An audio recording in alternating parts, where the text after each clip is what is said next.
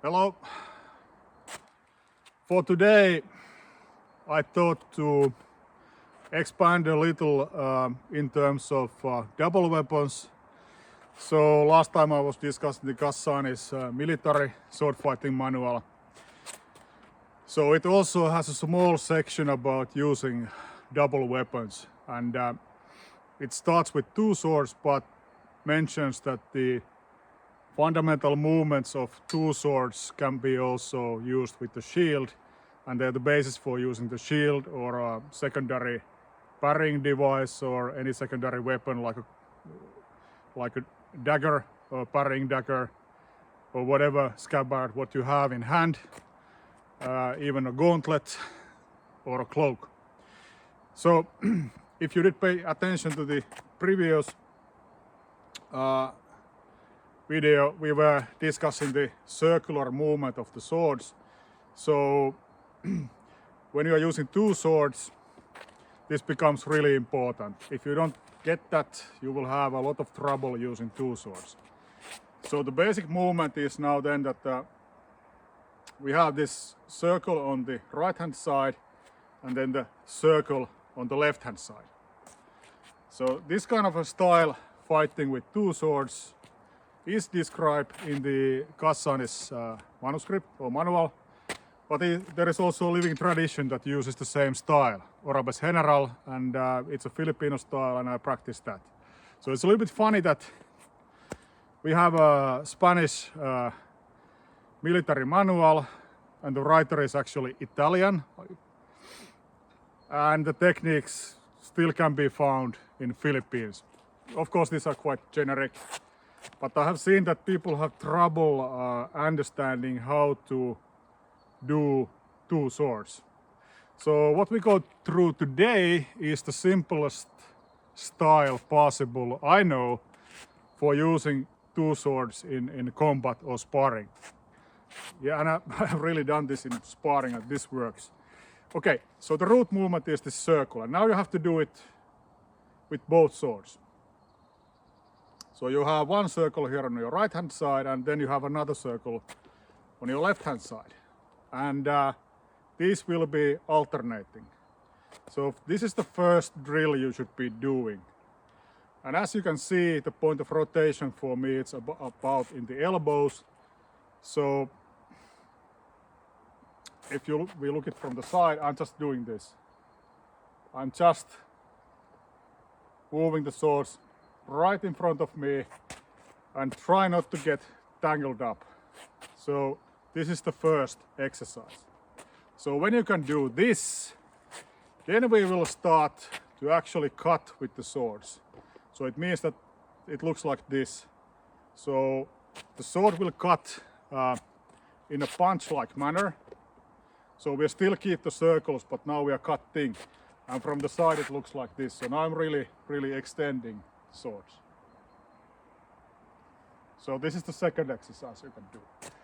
This is more difficult, and when you come up you need to rotate your wrist a little so that you can make the cut like this.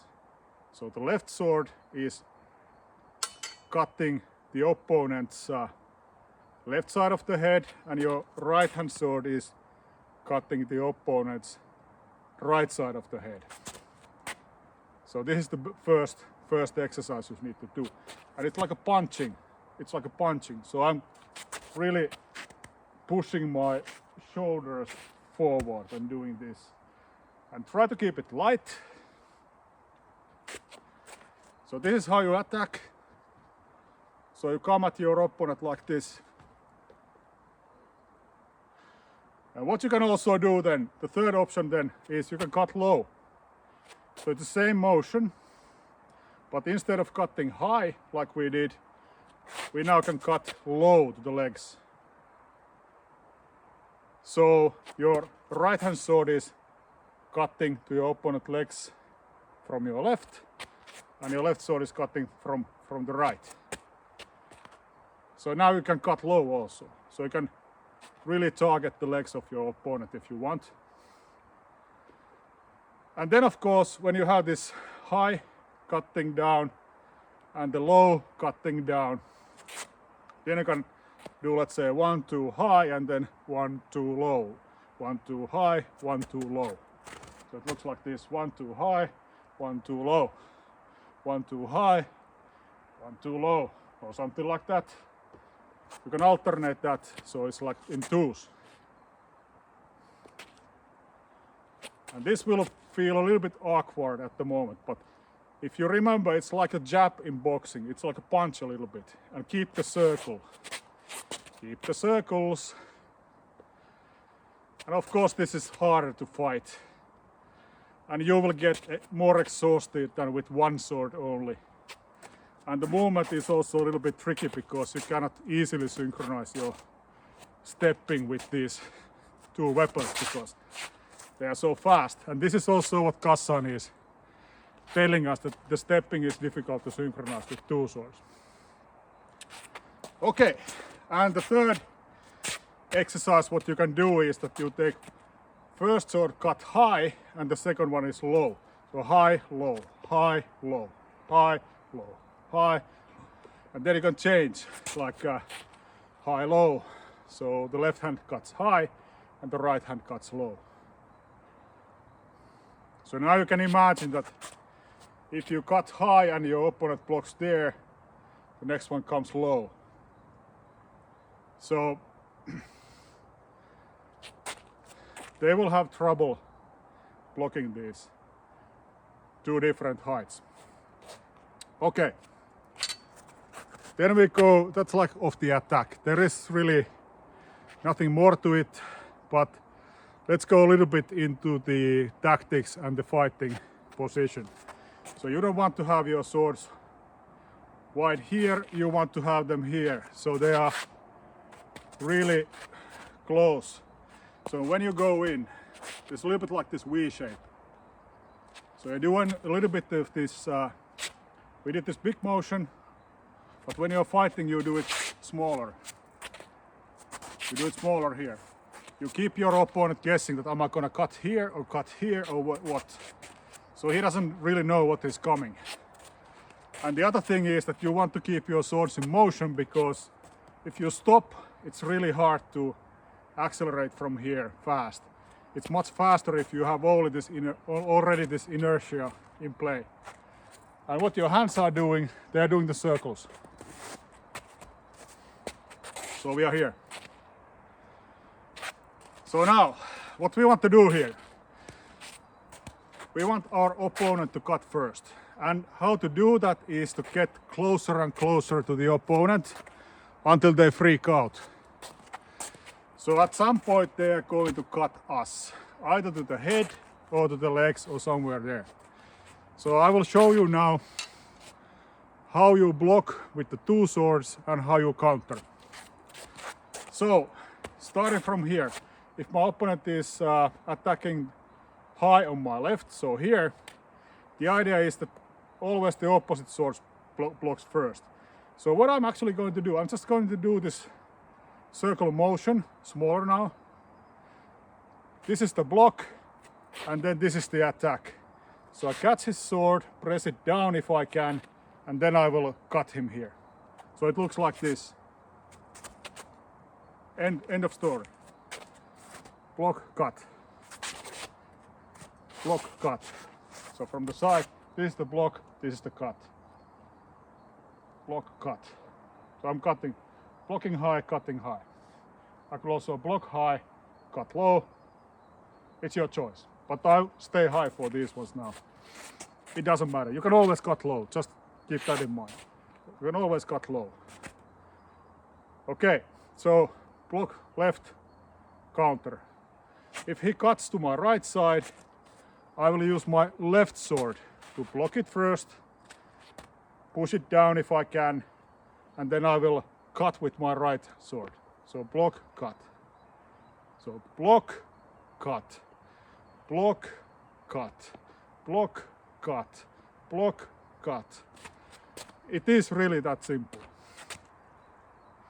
And it's always a good idea to turn against the incoming blow and cut from here. So now you have this side, you can practice, keep the motion. So you block, cut. Come back to the middle, keep the motion, block, cut. Come back to the middle, keep the motion, block, cut. And of course you can make a big cut if you want, so you can do block and then you can really cut. Come back here, block, cut, block, cut, block, cut, block, cut. So those are the upper angles. What about the low ones? So if my opponent is coming at my legs, here, what should I do then? In that case, if my opponent is coming to my left side or the left leg or attacking from the left, I'm here, I will drop my left sword down. So this is the block. And then I will counter with the right. So it really is like this. So I will block the leg and cut. You're here, block the left and cut, leg and cut. So block low and cut. And if your opponent is having only one weapon, that's end of story. So he's dead now. It will be really difficult for him to parry that. Because his sword is now here, and I'm already cutting high in this case. So we are here. Here.